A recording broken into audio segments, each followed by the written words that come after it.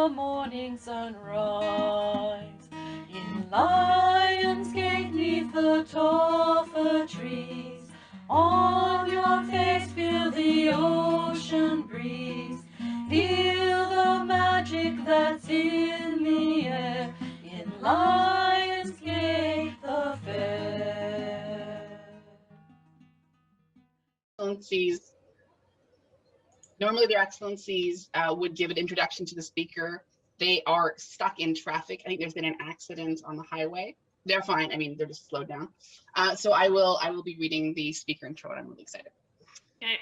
Duchess, tinkerer, laugher, carer, mind speaker. Her Grace is someone who naturally creates connections across groups of people and also across different aspects of the arts and sciences. She is someone able to instinctively mine different crafting hobbies and apply what she learns from them in new and inspiring ways. She's passionate about the pageantry and wonder of the 14th century and encourages us all to dig a little deeper and polish those buttons a little harder. She's a costumer, an artist, and general wealth of knowledge on the 14th century courts, life, and pageantry. She received her AOA in 2003 and Jean de Leon for Excellence in Arts and Sciences at the Kingdom level in 2005. This was followed closely by an Étoile d'Argent for enriching the arts at the Principality level in 2006 and Principality Arts and Science Champion the next year. Holder of both a Silver Pillar and a Goutte Sang for service at multiple levels, she holds both the Red Flame and Carp for furthering medievalism through persona development, encampment, clothing, and other ways. She furthers our game and is usually always mentoring newcomers in ways that help set a high bar for our medievalism. 79th in the OP, but #1 in our hearts. Lions Den proudly presents with Duchess Gwyneth Gower. Thank you so much for that excellent introduction. I just do want to start, even though it's a bit of an anachronism, to recognize and acknowledge that I am living, teaching, and playing on the unceded territory of the Stalo Nation, where I am right here, and I would love to get started. For those of you that came in a bit late, I did post a kind of the PowerPoint outline that I'm going to use today on the event page, and I can also send it out again. Just mostly is kind of an outline of where I'm going. I intend to kind of jump back and forth a bit between my PowerPoint and my camera to show you things. And please raise your hand or write in the chat if you want me to show you a tool or if I go too quickly. I'm gonna try and run through, I think I have something like, let's see, 15 slides of ideas. Evelyn. Sorry about that. I'm gonna try and go through quite a bit. So please stop me.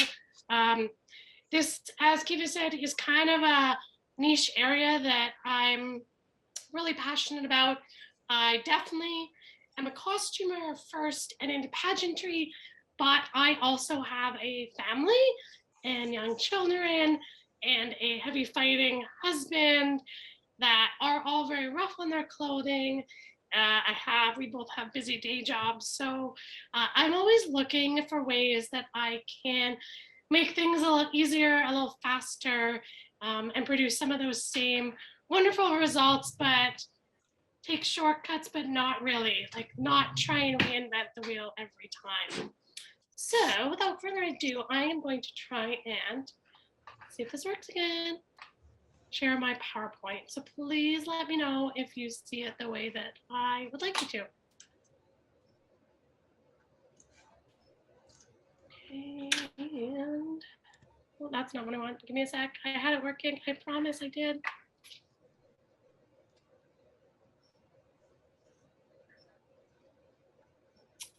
I want to do this. Okay. Oops. Give me a sec. Share. And then I just need to set it to go ahead. Here we go. Oh, perfect. Now, for some reason, it worked out perfectly. Now I can see people. Some setting changed and it worked well. Okay, I'm gonna get started. One of the things that I shared first, I gave you a little sneak peek around my brand new studio. The funny thing is Ian was finishing up the last bit of trim today, finally. As we're on vacation, he was able to get the last bit of the trim in my studio on me. So that was awesome. But what I really want to talk about is having a dedicated space for costuming, for sewing, for crafting. And it doesn't need to be this big studio like I have. When I first started, it was a couple locking totes that held each project or all my materials really easily. One of the best things I ever invested in early on were like these rolling drawered plastic carts. I think I had 2 of them and I only just moved them out a couple weeks ago. But a way to organize all your tools, have everything really where you want to have it so that you can get things out when you really need it. Also a space to lay out your patterns. That can be a basement floor, it can be a big cutting table, but having a dedicated space or item to carry things in makes it easier. You don't want to go searching 20 different places to find what you need. I have my drawer that's by my sewing machine that has all those tools. I have a bin that's by my iron that has ironing and pressing tools. And I also keep all of my hand sewing kind of projects and tools in one place as well. So for instance, I keep a lot of my things in these locking containers like you would see at the bottom. I have small ones that have all my tools for hand sewing so that they're easy to grab. If all of a sudden we're going to go on a long car ride on a weekday night, I can just grab it and go. The other thing that is super important is a super comfortable chair. I cannot go on this enough. A chair that it's the right height. Most people don't have the chance to have a custom height table. We're sewing at our kitchen tables, we're sewing at a desk, and so an adjustable chair. I think any of us who've sewn for long periods of time, you know how that chair just gets after a while. So being able to make sure you have somewhere super comfortable to sit. I listen to a lot of audiobooks when I am into big marathon sewing projects or music. I also have a TV in my studio right now, so it's a chance to catch up on some of that Netflix that not always what I have learned. Pro tip: if you try to watch something that has a lot of action and not a lot of dialogue, not the best sewing. Trust me, you want to watch things that have lots of dialogue so that you don't have to look up every 5 minutes. I learned this. Otherwise, all you do when you're trying to sew is watch the TV. So I kind of tried to organize this in how I would think from a project from start to finish and give you as many tips as I can. And then at the end, kind of do a little show and tell of some of my must-have tools that I've gained over the years that I just can't live without. So big tip when you're starting is start with a modern pattern. It seems counterintuitive when we're sewing garb, but people who design modern patterns, these people are paid lots of money, they do lots of research, not only by starting with some modern patterns as your kind of base, it gives you kind of shape and size in places, but it also, if you're new to sewing, the way that clothing is constructed, you'll learn a lot about the process of how to construct clothing or garments if you haven't done that before. When do you put fastenings in? When do you turn the facing? Those are all in modern patterns. This is especially important when you're sewing for young children, especially babies. Their proportions are bonkers. Like how you get a baby's head into into clothing is just totally different. So whenever I've sewn for kids, I would always have started with a modern kids pattern, taken something that has the seams I want, and then alter it from a mock-up. Like their proportions on little children are very odd, and if you try to do for measurements, I mean, especially if you're not trying to do just rectangular construction, if you're trying to do something more fitted. Obviously, in Kiva's introduction, my family is 14th century, and we, from the very beginning, from baby to the age they are now, we've had full 14th century. So to make that work, it's taken some experimenting with modern patterns. And I'm not suggesting that you start and you sew start to finish a modern, but it's really going to give you a good starting spot. Then to make a mock-up, I keep all of our old bed sheets or anything that's big chunks of fabric, and I use them over again, sew them up, and use that to fit. And that's how I have the pattern, the basic patterns that our whole family has. So I have like a 4-panel dress pattern for myself, for my girls, and then I can just, as they've grown, I can lengthen it. I can cut and paste my pattern pieces so that I can move seams back and forward. Do I want a back lacing, front lacing, side lacing, sleeveless? Once I had, in the seamstress world, they call that a sloper. Once you have kind of a fitted body panel, you can basically make anything from that. Another big, really important tip is to date your patterns. Write the date when you last made that pattern. I have boxes and boxes of newsprint or white roll paper patterns, and if I hadn't written the date and who they're for, I would often be in big trouble. Like, which version was that? As you kind of change things up. And then for things that I make a lot, like our say like 14th century hood or hose or even braids, those I have all made out of cardstock and like poster board, because we use them so many times. They're used over and over and over again, and I don't want to wreck those patterns, so I've transferred them a lot to cardstock, and I just keep them hung up. Another thing, huge suggestion, if you can ever find someone who's doing like a pattern drafting course modernly. I took one once on pattern drafting, and they were making a coat. I didn't really care about learning to make a coat pattern, but the amount of kind of information I got from people who sew professionally and pattern drafting, like been able to use that over and over again. So super helpful.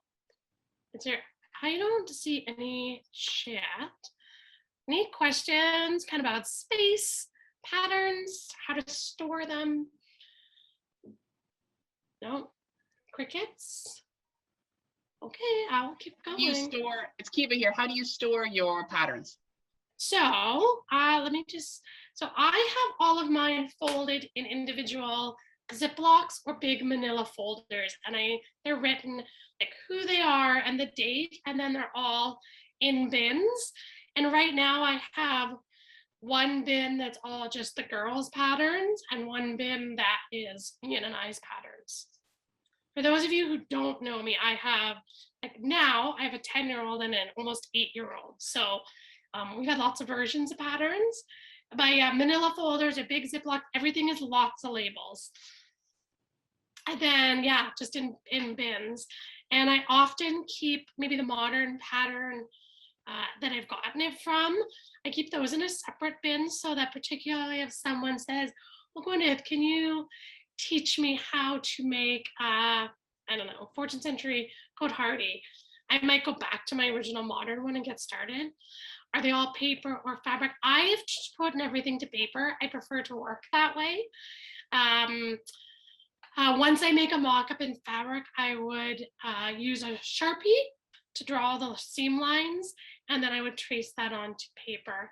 I have big rolls of commercial newsprint or white bulletin board paper in my sewing room, and that's what I put all my patterns on, just because it stores better than fabric.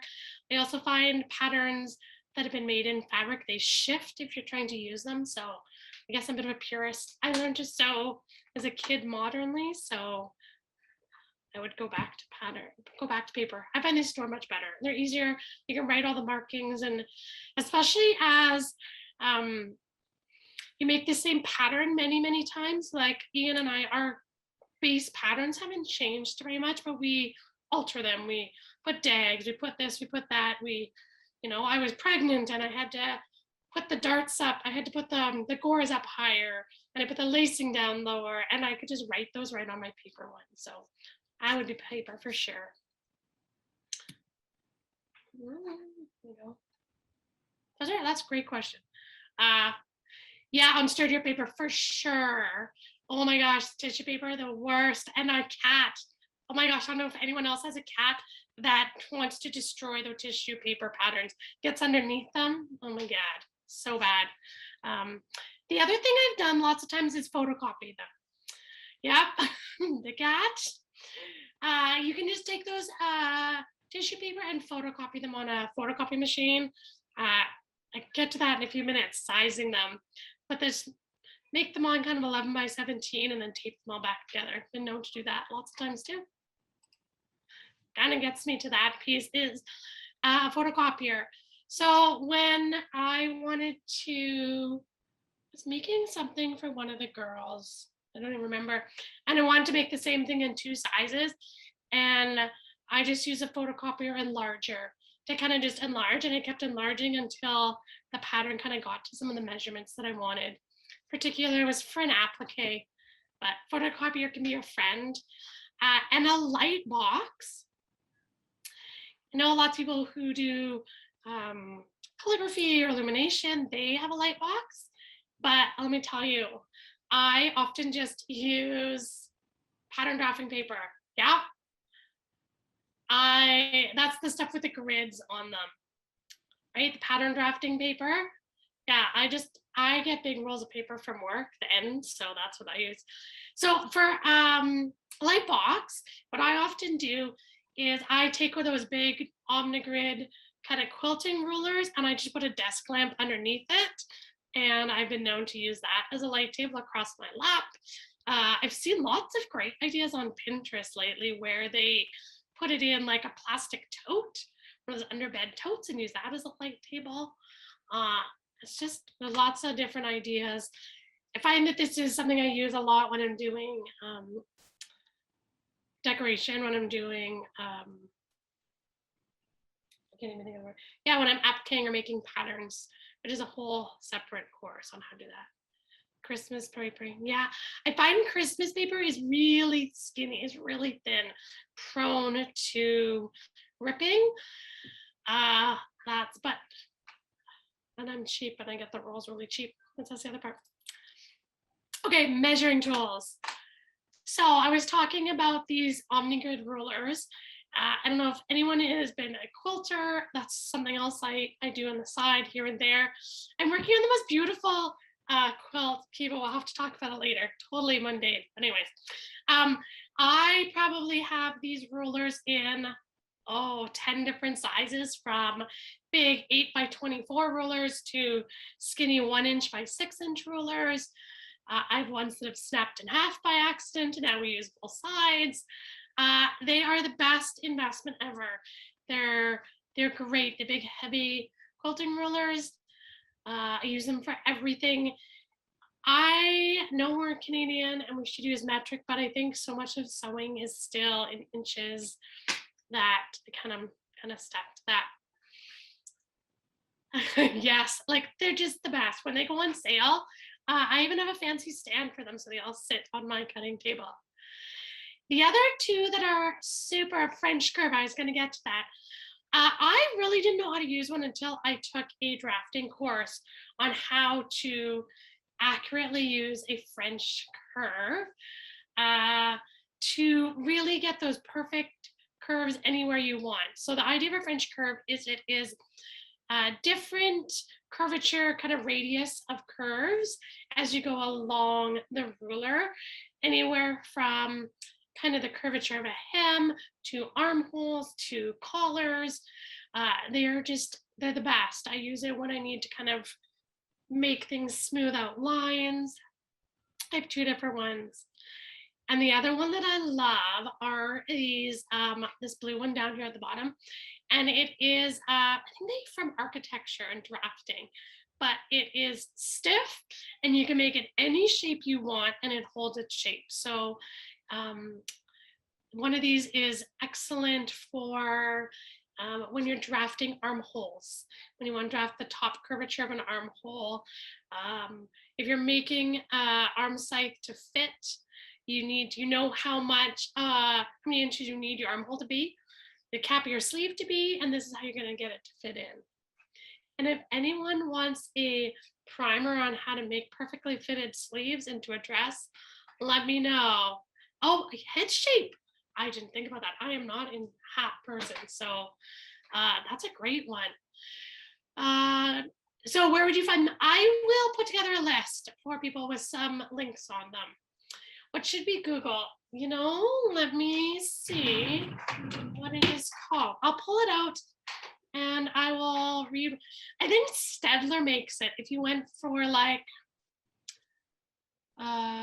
sleeve drafting, yes, let me know. Stedler makes this blue one. I will show you at the end. I'll kind of hold up some stuff and we can write some notes. Yeah, Opus would have them. Yeah, I think I got mine at Staples, to be honest. It's used more often. It's not so much a sewing tool as a kind of a drawing and art tool. Any questions or any other ones? I know I talk fast, so let me know. My students get a whole year of learning how to keep up with me. Okay, I'm gonna keep going.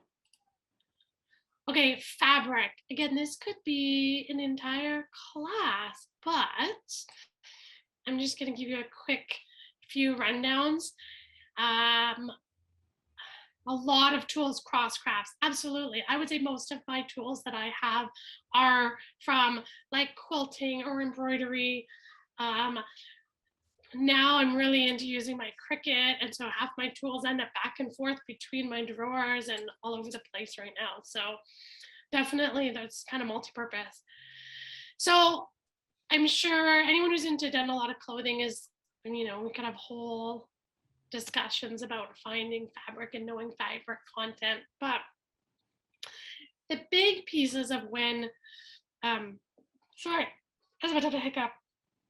Okay, kind of my tips on this is really knowing how much fabric your standard patterns take. So I know that to make myself a cotehardie, I need 5.5 meters of fabric. I know that that's how much every time I can get a dress out of. So I know that if I find fabric that I'm in love with, I have to buy a minimum of 5.5 meters. It's not worth buying less because that's how much one of my dresses takes. Similarly for the girls, I know how much fabric I can get. Evelyn is 2.5 meters. So I know that whatever we like, it has to be that amount. So by keeping a record of the basic amount of how much fabric each kind of garment that you normally make takes, that way if you find something you love and you might be a fabric hoarder, like a lot of us are, at least my pieces of chunks are in the right size chunks, so I'm not going to be disappointed. And this goes for, obviously if you're 14th century, there's like lots of buttons. I know that I need 10 buttons on each sleeve and then 10 to 20 down the center. So when I see something I like, I always buy them in these multiples. If I'm going to hoard them, I'm going to keep them in those multiples when I see those perfect tiny buttons. And I'll have them all ready to go so that if I want to make something, because it's, you know, the week before an event, and all of a sudden we're restarting the SCA and I want all new garb, I at least will have it in the right chunks and in the right amounts of buttons. And this leads to the other one that I'm a huge, huge advocate of is like, wash your fabric as hot as you're ever gonna wash it. Someone will make mistakes. Someone will be being super helpful in washing your garb for you and they'll put it in your washing machine. So pre-shrink it all, wash it. I wash it like as hot as my washing machine will go for my linen and dry it, kind of pre-shrink it as much as possible. My worst fear is shrinking clothes that I've spent all that time working on, like just the worst. I wash all my linen super hot, dry it hot, and then work on it. And then the other one that is the idea of using like commercial spray starch. Find it in the laundry aisle. It's what men always used to use. Used to use when they were like ironing all their shirts. It comes in a can, it's super cheap. If I have like super fine linen that's shifty or a more open weave, yeah, all the dye, get all the dye out too, major one. Especially if you have like black linen, like we have used many, many times. But I use spray starch and make my fabric stiff before I cut it out, so it's not doing that shifty business, particularly if you're making like fine silk veils or fine linen.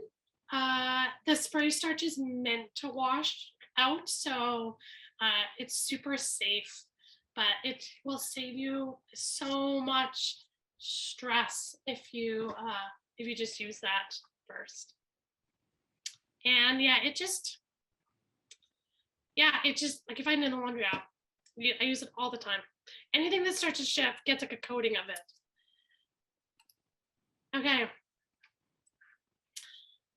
Okay, I know that there is many schools of thought on cutting, whether you should be using scissors or blades or whatever.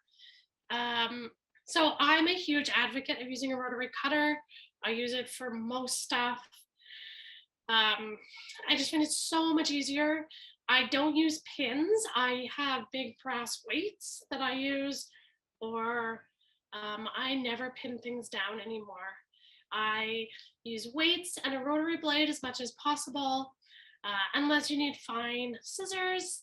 And then really, it's a great idea. You either go two ways, either get expensive scissors that you're gonna get sharpened regularly, or buy the less expensive ones. In my house, what happens is every couple of years, I buy a new set of less expensive scissors. The new ones I use for sewing, and the older ones then get placed where the rest of the family has access to them and they can use them for a while. And then when my sewing ones get dull, we kind of just like pass them through the line. I don't know, if you have kids, scissors always tend to go missing. I have no idea what it is. I don't know where the scissors go. Like, I have no idea where scissors go. It's just one of those things.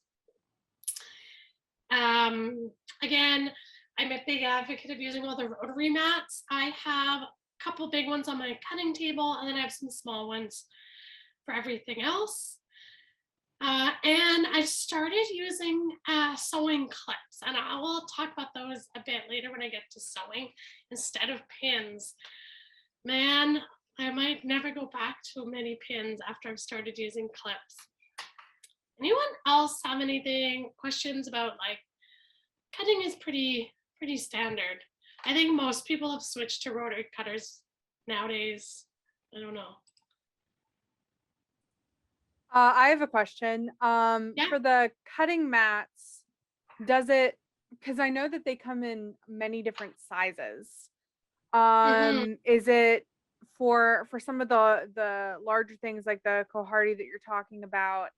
Do you want to have like a as large of a mat as possible so you can cut out your entire, like an entire seam area at once, or is it possible, does it make sense to do it in stages, especially if you don't have that large of a space to put your pattern piece?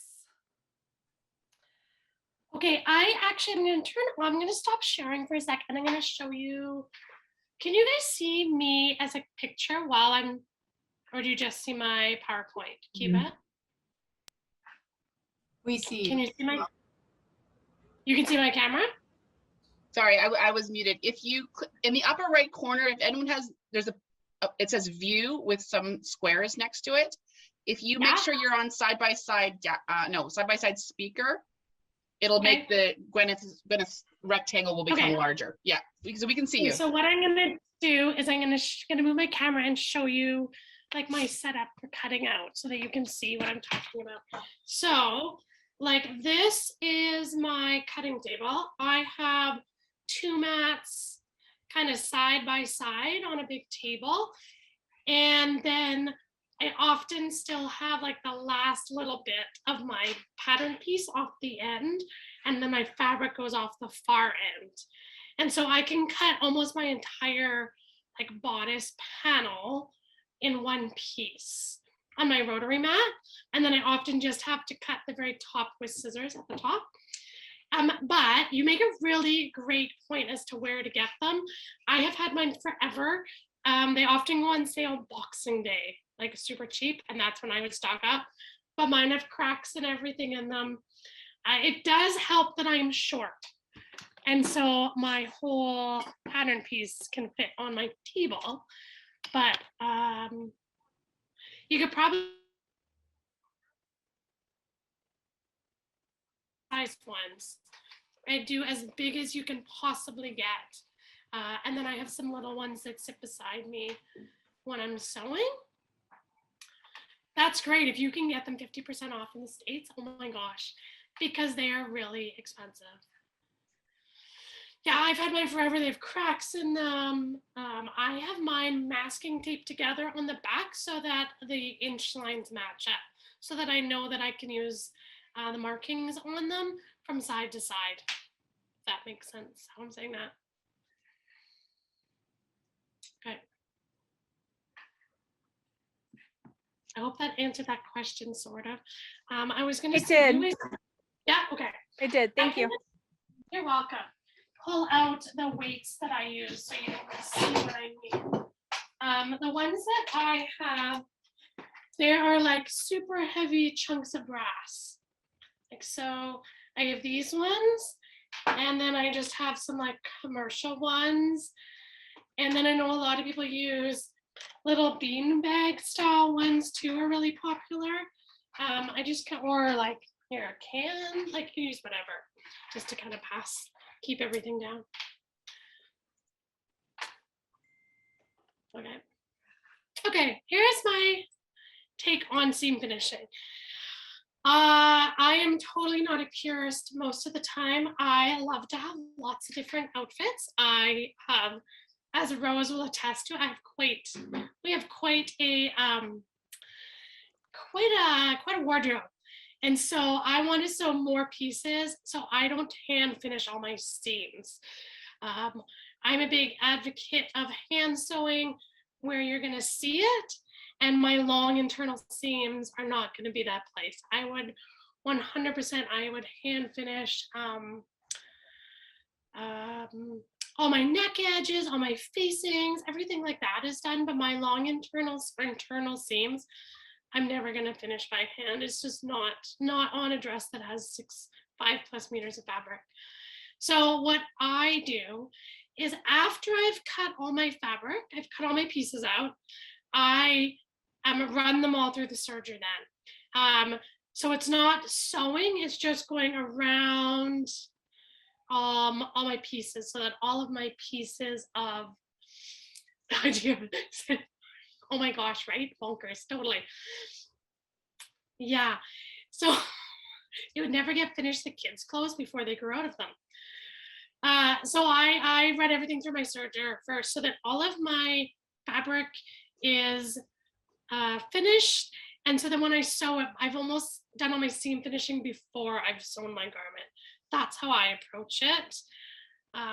It also keeps everything stable. I made a dress for Rose, and it was silk taffeta, and if I had not serged all those pieces, it would have, if that's afraid looking at it. So it makes it so much easier to handle. And even if you use a small thin serging, you could still double tuck it under. You could like iron it under and seam finish it still. So that they were hand-me-downs for the twins. Yeah, that's a great idea. I am super lucky that I have 2 girls, so I really focus on making it once and then the other one gets to wear it. So I got lucky that way, but yeah. So that's the thing. I definitely would serge everything first, and then all my facings is where I would spend all my energy. I would do all of those by hand so that they look nice where you're gonna see it. And hems, it's kind of 50-50. It depends how close it is to an event, whether it's a hand finished hem or whether it's a really nicely machine sewn hem. It really depends. If it's for the kids, it's definitely machine sewn. If it's for me, we'll see. And if it's for Ian, it's usually hand sewn because he is a bit of a prima donna, let's be honest.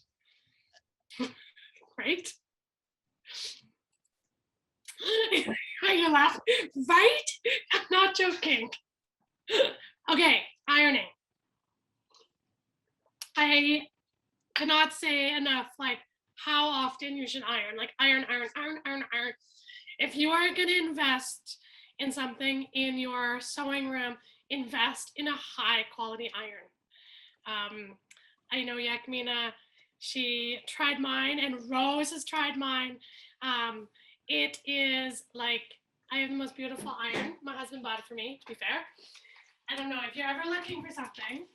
Okay, see if I can see it. It's called a Rowenta. It's from Germany. It is, I don't know if you can see it. I'll put it in the chat notes. It is the best iron I've ever owned in my life. It is super heavy, and it heats all the way to the very tip, so you can press from the very tip. It is the most beautiful piece of machinery ever. Really, really good iron. It makes a huge difference, especially when Ian and I have like clothing that have yards and yards and yards and yards of linen. It's both for maintaining it as well. Yeah, right. That iron I have is so nice. Mold maintaining as well as ironing when you're working.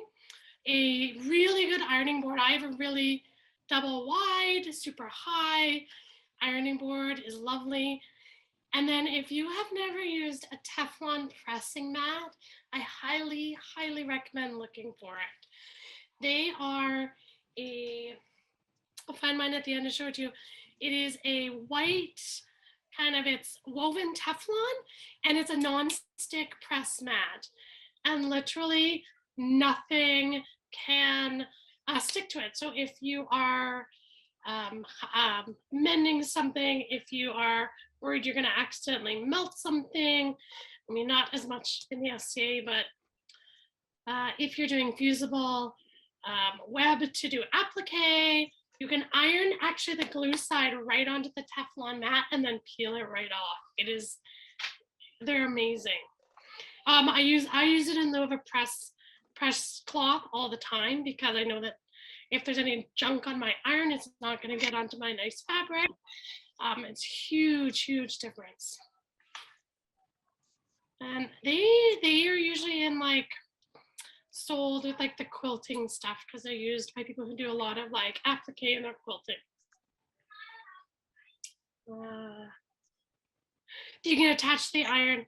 Yeah, I've seen those as well. The thing I love about the mat is that you can use it, you can fold it in half, you can use it anywhere, and you can iron right onto it and then peel stuff off. And then the other one I didn't put on here is there is special glue to clean your iron. I highly recommend.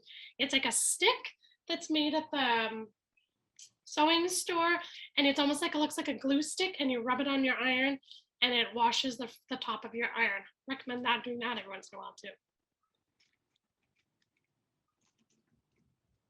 Ironing. Those of you who only sew in wool, maybe it's not as much of a big deal. Those of us who sew in linen, it's like invaluable. Okay.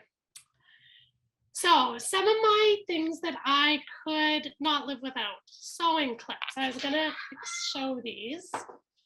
I am gonna change the view of my camera so you can see down. Okay, so I'm gonna put a couple things under here. These sewing clips, I don't know if people have used them before, but they have changed my life when it comes to sewing. I learned about them when I was taking the first sewing class that Master Charles did, but I use them for everything now. They hold tight. As you can see, I have like hundreds and hundreds of them now. You just buy, I don't know, I buy them on Amazon. I think I have the original box here.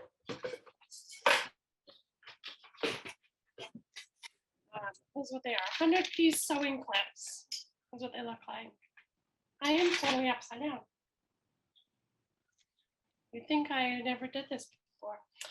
So these are the greatest thing. Instead of pinning, And especially too, if you're serging things together because they come out so quickly. I love these things. And then if you're gonna use pins, go for really good quality glass heads. I don't know about other people, but I have ironed over my fair share of pins, and the plastic heads will melt right onto your fabric. So glass headed pins, they're worth the money, for sure. Definitely. Okay, bias tape maker. If anyone knows me a little bit, like, this is my favorite way to finish clothing is with a bias edge, contrast bias edge. I have them, if you've never seen them, this is what a bias tape maker looks like. You put your fabric in one end, it folds it, and you iron it as it comes out. And I was going to show, this is often how I finish garments. So something like the edge of a dress would be bias tape that's made in a contrast and sewn all down my hands. Sometimes it's turned to these are dresses I made for the girls, turned to the inside of cuffs. Bias tape.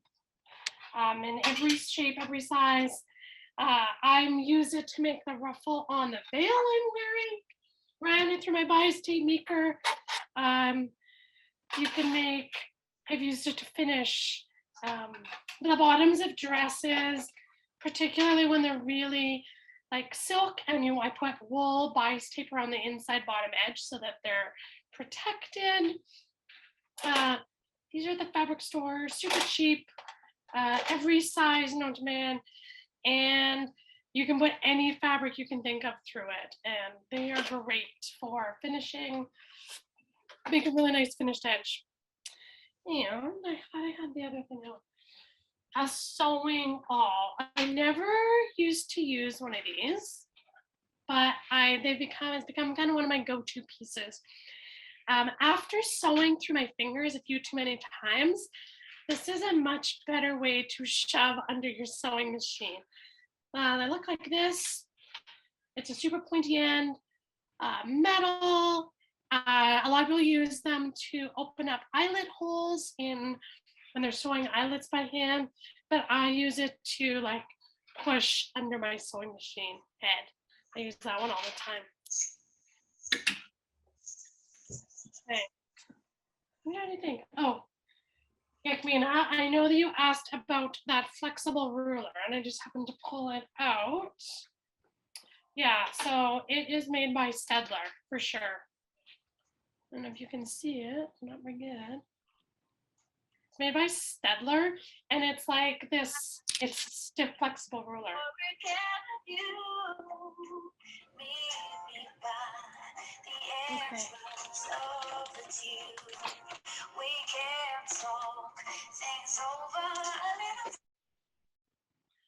Okay. Does anyone have any questions about kind of the tools, that sort of thing?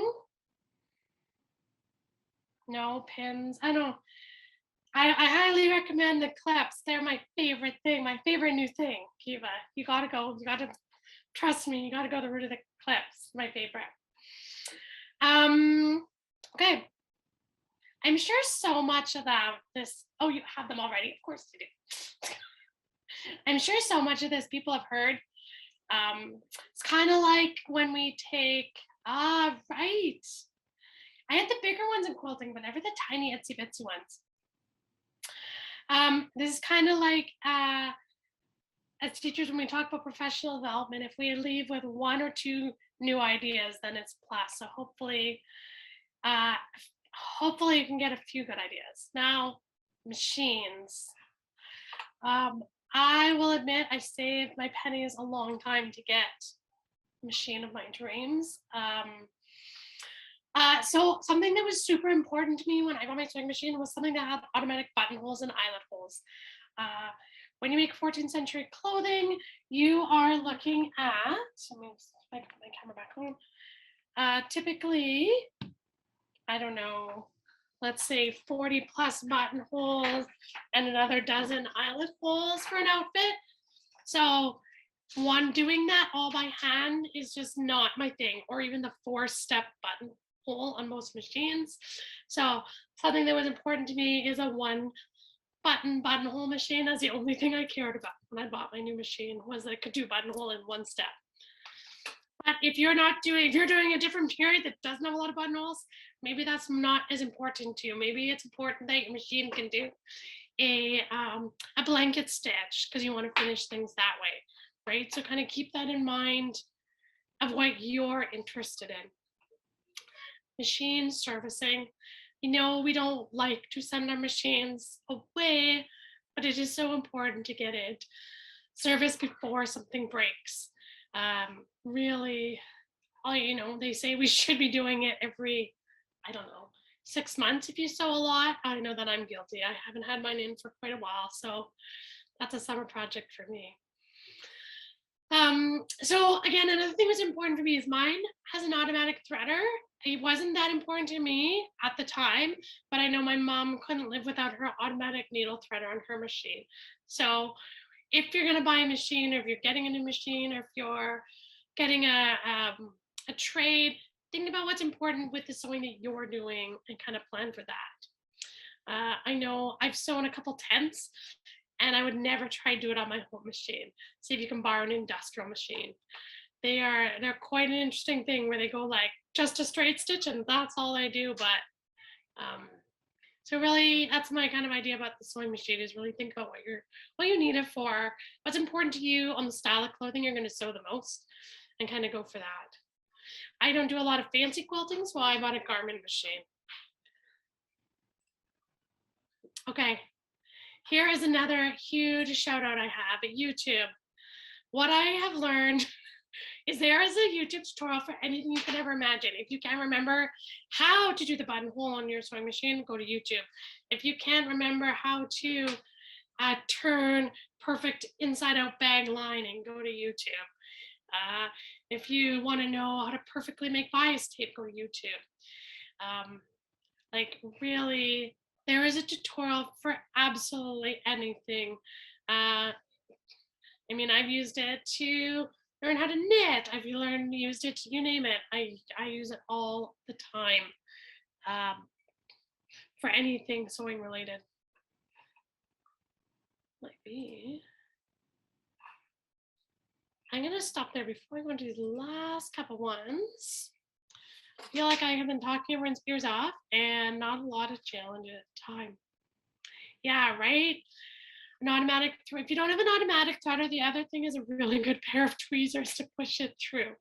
My automatic threader is broken at the moment, and I'm having a hard time letting my machine go to get it fixed for just that.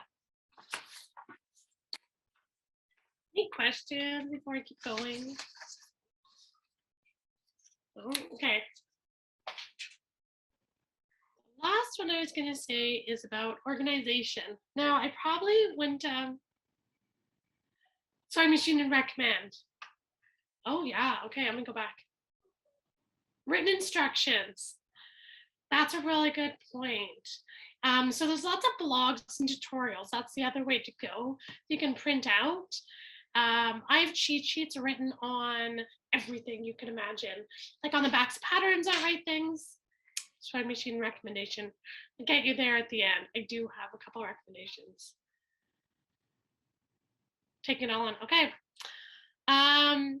This last one, I probably wouldn't have been as top of mind if I hadn't just had to move absolutely everything out of the room I was sewing in to sort it and organize it and purge it to put it all back in organized.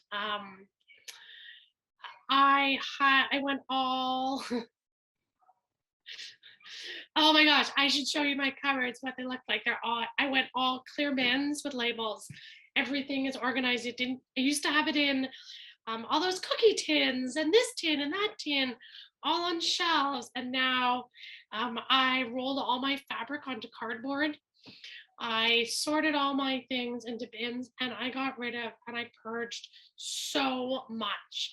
I looked, like really looked through your space. If you started a craft, I was really into needlepoint for a while, and I've realized I just don't have time for it. So gave it away. Really think about, it is so amazing to have a clean looking space to work in. It's very inspiring to be able to go into a space and be able to sit down and work and not feel that overwhelming feeling. So I just highly recommend Purge. Find someone else who might be interested in it. If you have, we talked about that punishment pad, maybe it's time to give it away to someone else, or maybe it is a time to just like rip the fabric apart and recut it into something else. I did a lot of that when I did this. Yeah, I was feeling the same way, Kiva. Like, hello, Vigo, are you coming for a visit? Sorry, my cat is just crawled up underneath my skirt to come join us. Very disconcerting. Having a clean, organized space is just, it's beautiful to come into. It feels so good. So I got rid of so much. I mean, Rose, she doesn't her mic.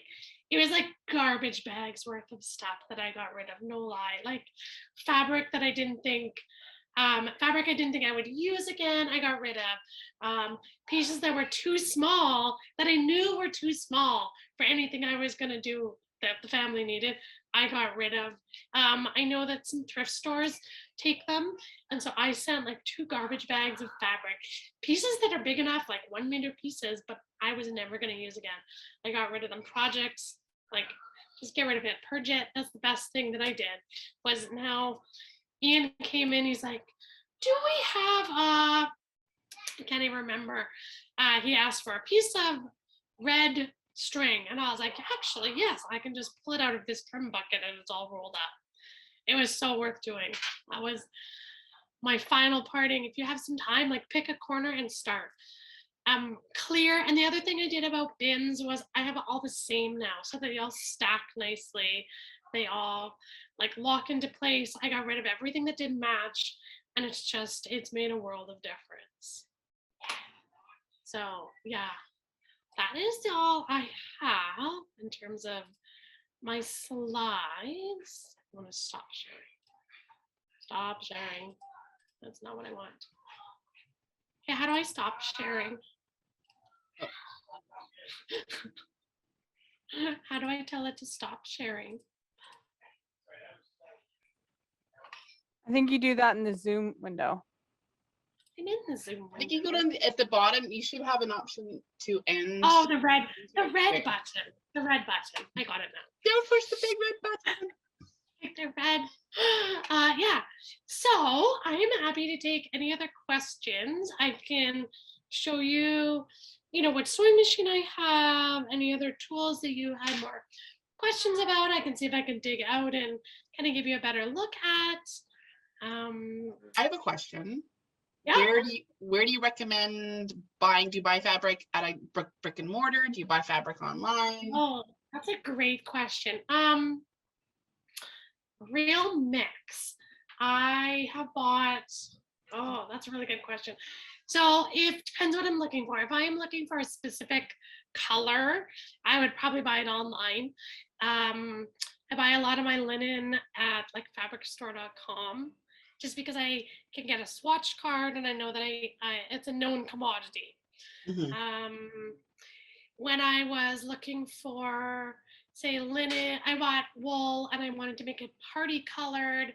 So it had to be exactly the same fabric on the both sides of the clothing, otherwise it would pull funny. So I would order that online. Yep, Pure Linen Envy, I've ordered from them as well. Silk, I love Silk Baron. Oh my gosh, like the most amazing silk taffeta in the world. Pricey, but beautiful. When it comes to wool, a lot of that I buy in the store, kind of when I see stuff. Pendleton's I've gone and bought stuff from. So I would say real mix of online and brick and mortar. I've done some great shopping trips, and I know we were talking about it, I guess last week, and we did an Athenaeum social about doing some, when everything opens up, some Vancouver fabric store shopping. So especially some of the sari stores and some of the places that get some like amazing silk that you can look at. I have a few pieces tucked away. Real mix. I think it would really depend in particular what I'm looking for. If it's like, I need this color for this project, then I probably would be online. If I'm just kind of looking for something, I probably would be tempted by brick and mortar stores. That's kind of my roundabout answer about fabric. I actually don't have a huge stash of fabric, surprisingly. Yeah, I don't keep a huge amount. I tend to buy it for a particular project and then use it. I probably only have a couple chunks that are like ready for a dress for me or a dress for the girls. I'm not a huge fabric hoarder. I don't know. I know a lot of people are. She'll get it to our social fabric. Oh, that's a good idea. Sending it to someone else. Yeah, I had a lot of stuff. My stepmom worked at a thrift store that they have a whole section that's all craft goods, and so she took it all for me. It was nice. Any other big questions? I have a question. It's kind of, I have plans to do like the 2-weekend seminar, fabric, like costume construction seminars for newcomers. I would love to have you teach some of the sections for that if you're interested. Sure, let me know. Dates are, depends when the dates are, but yeah, fire me a message. Okay. I would be really interested in, because I'm looking for, people who. I love to teach in person. Me too. Yeah. Online is not really my jam, but I love to teach people in person, kind of sew along with them. That's really, I love doing that. So I'd be really interested if we're doing it in that kind of format. Yeah, that's why I said once we are in Once we're all person, back. Yeah, for sure. we have to kind of be in person to do sewing classes. So Yeah. My big project over the next little bit is teaching my 10-year-old to actually sew. Like, she sews by hand, but we're gonna get out the other sewing machine and we're gonna do it this summer. That's our project. I was 10 or 12, I think, when I learned. So. Yeah, I was thinking I was about the same age, so we're ready. So, question about sewing machines. I guess, like, back to my idea, it really depends on what kind of machine, what features are important. I love my machine. I have a Husqvarna Viking. I have the Sapphire series, and it is really, cat. Did you really need to do that? Did you really need to do that? Do you need to say hello? There. Are you better? Okay, go away now. You're not really supposed to be in here anyways. Hi, Vigo, yeah.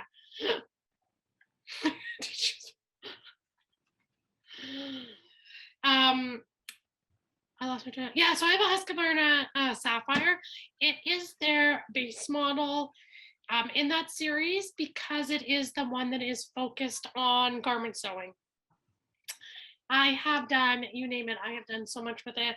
I have sewn, I have made leather turn shoes with it. I've made, over in the last year, I made 150 masks on it. I've sewn so much garb on it. I've had it for probably close to 10, almost 10 years now. I adore it. I will put it in here. It is it's a Q. It's not a, let me fix this. It's a Husqvarna. I want everyone. Let me see. Yeah, Husqvarna. That's how you spell it. And it is their Sapphire. And where do you buy sewing machines? I actually need to buy one. Mine goes. So I bought it at the Great Notion. The Sapphire 830 is what I have. I bought it at the store called the Great Notion. It was in Surrey, but I think they may have just closed one of them, but I think the other one is still open. The other great place, if you're in the Lower Mainland, in the spring, they have an amazing like sewing fair, and they always have the dealers there, so you can try them all out, see what you want. Really, really. Oh my gosh, Kat, you're not helpful to me. I am so sorry. He just stepped on all my keys. That's why he's not normally allowed in here. I'm sorry. Yeah, I'm trying to think who else sells them. A great notion. Sorry, the great notion is closed, it says, yeah. So okay, Mason. I would just do a search. Yeah, Country Folk. I don't know if they carry Husqvarnas. I know my mom has a Janome and she loves it. I know lots of people love their Janomes. I learned to sew on a Husqvarna when I was probably 8 or 9, 10, and I just really love it. Like I said, it was really important to find that automatic.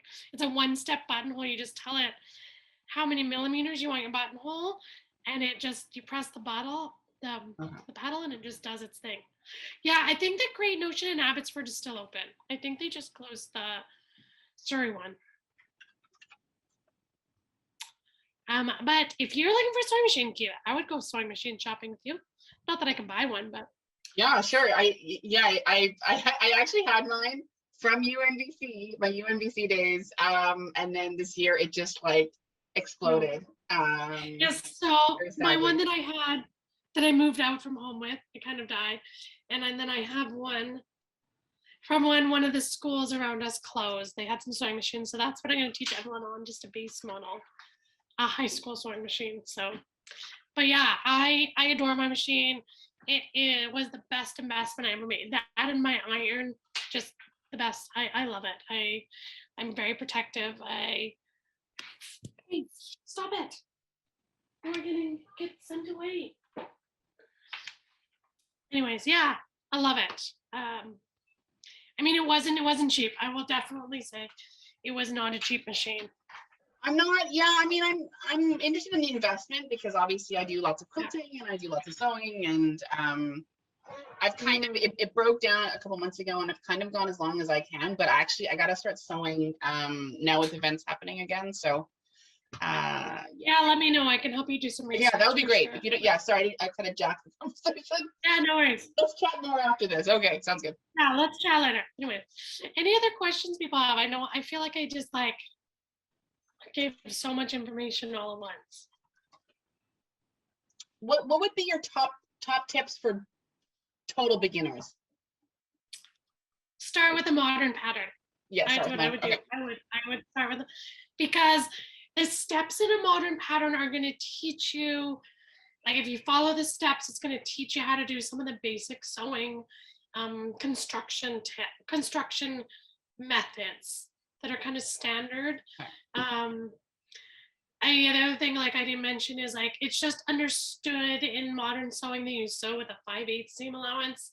That's just what we do. So that's just what I've always done. But I would find a pattern that is as close to what you're looking for as possible.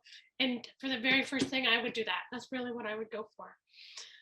Just to understand how you construct a garment, what are the steps, what are the order that you construct it in, because then I think you have a better idea of when you then go a bit rogue, you know kind of what order to do, what steps in, you know whether you put your sleeve in first or last, when do you line something. Those things make a bit more sense and you can be a bit more intuitive if you've sewn from a modern pattern. And like I said, with kids stuff, their proportions are bonkers. Like everything I have is for kids was based off modern patterns and then just resized. And it's really easy to take like girls like party dresses or even boys like shirts and kind of take the basic shape and rejig it a bit for the size the shape that you want. Take out the the ruffles and you're most of the way there, but at least you'll know what shape to make them in. That would be my biggest hint. And a good iron. You don't have to buy the fanciest iron, but a good iron. The folkwear one, yeah, that's a good one. Yeah, I mean, I guess I shouldn't say a modern pattern. I mean a commercial pattern.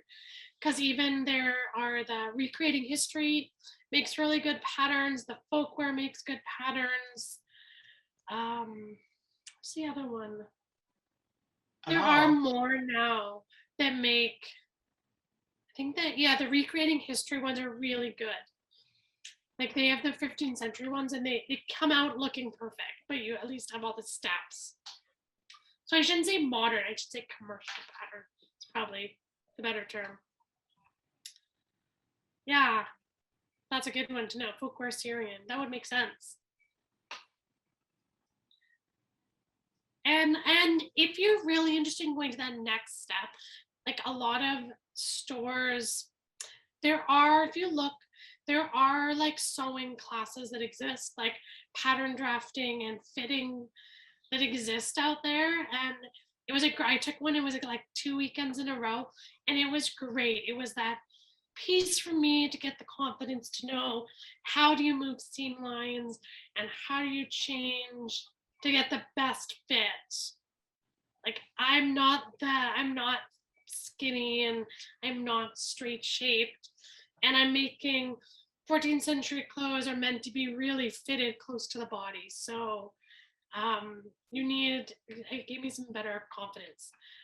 Yeah, there are lots of, what's another one? Yeah, Tudor Tailor. I haven't tried those ones, but I think I made the Recreating History one a few times. Their 14th century one is a really good start. Yeah. That's true. For the kids, yeah. Oh, see, these are a really good list of patterns. There's a lot, yeah. I have a whole, if you want to talk kids garb, I have that's a whole nother lesson for a whole nother day of all the sheets and the ways to make it work. My girls love going to the STA because they feel like it's not just dress up, like their clothes are really comfortable. So that's a whole nother discussion, a whole nother day for kids. But yeah, I can put together some lists of some patterns too. And what is the best way to share a document later on with some of these kind of brands or tools? What's the best way to share that out to be? Should I put it on LionsGate or put it on the event page, or what's the best way? I think the event page can be hard to find after the event's done, but there's a baronial forum that anyone can post to. So if you want to put a link there, trying to think, yeah, that would probably be the best place. Okay. And then if you are coming from outside the barony, I will put my email here. You can get in touch with me.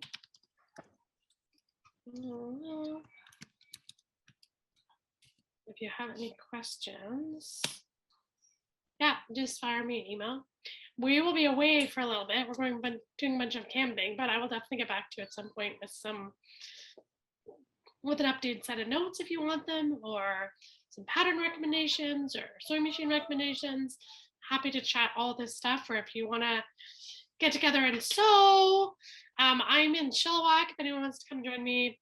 I guess if we're going to restart, I know, unfortunately, I made my girls brand new head to toe, new garb, new patterns, everything last February for February Investor.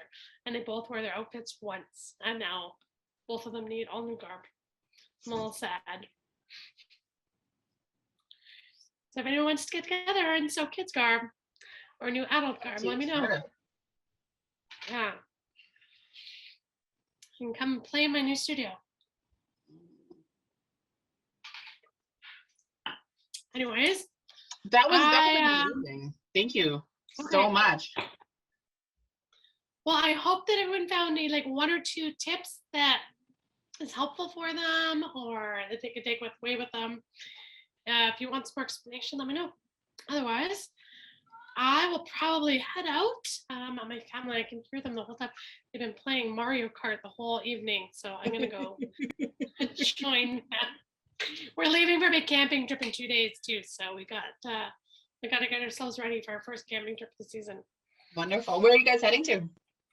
We're just going to Chilliwack Lake. This is always our we've learned that we need to do a little trial camp every beginning, because then we'll be going to the island for I think 28 days solid and later in the summer. So this is close to home. If we've forgotten anything, I did realize we pulled open the trailer up yesterday after we camped at Thanksgiving and it rained the entire time. So the trailer wasn't wet, but it still smells like smoke because our tent trailer, because we had a campfire going 24/7 almost for 4 days. So it's a little smoky. A serger. So if you're going to buy a serger, because this is a really good question. Because I only finish my edges with a serger, you can actually get away with a 3-thread serger because I don't actually sew my seams with my serger. I would save my money on a serger, like buy kind of a base model and then put it into a new iron or sewing machine. But I couldn't live without it in terms of seam finishing. If that helps you, Juliana, at all. My 2 cents on it. It does. I actually have a old Genome Travel Mate sewing machine that my grandmother got for me, I don't know, 15 years ago at this point. Yep. And it's still working. I do need to, you've also convinced me to take it to the local sewing machine repair shop. Yes, highly recommend. For a tune-up, because it has not been looked at by a professional since it was put into my hands. That's fair. It is squeaking to high heaven. Oh. So yeah, get it serviced. And you're right, Tanique. You probably do want a 4th thread. You just don't need, like, if you're not going to spend a lot of time sewing with knits, you probably can get away with a fairly base model serger. And then put the money into servicing your machine or buying a nice iron or good ironing board for yourself. yes. I'll definitely think over all that. Well, there was one that was recommended to me, and so by a friend of mine. So I'm gonna go ahead and get that one. But yeah, I've had my I have a Singer, and I've had it probably 20 years. My serger. You do need to get them serviced because they are the thing that when their timing goes, they're not good. But yeah, that should be our commitment. Everyone should just promise to go get their machine serviced over the summer before we get into our frantic sewing of garb before eventing season again. Okay, I'm gonna say goodbye to you guys all. If you have any questions, please email me. I would love to chat. You've inspired me actually to maybe get back in here and do some garb sewing, not just all the other playing I've been doing. We think there might be, we're in this household anyway, we're thinking of September Crown as being a much bigger possibility than before. Right? Yeah. Yeah. And none of the kids have September gone, Crown. so we'll have to work on that. That one's a tricky one because it's always the weekend before school starts. So if it's not close to home, we can do it. But if it's not, it's always it's a tricky one for us. Mm-hmm. Oh, for sure. I would rather event all summer because I'm free. Well, thank you so much. Your talk was amazing, and it was great. Like, you know, you've been doing this for 20 years at such a high bar and such a high level, and with the kids and everything, and like you've really shown that it's possible to clothe and garb kids and do it all. And so it is pretty inspiring, I have to say. So thank you so much. It was a great window into your well-organized, inspiring world. Okay. Talk to you guys all later. Thanks so much. Have a good night. Bye. Bye.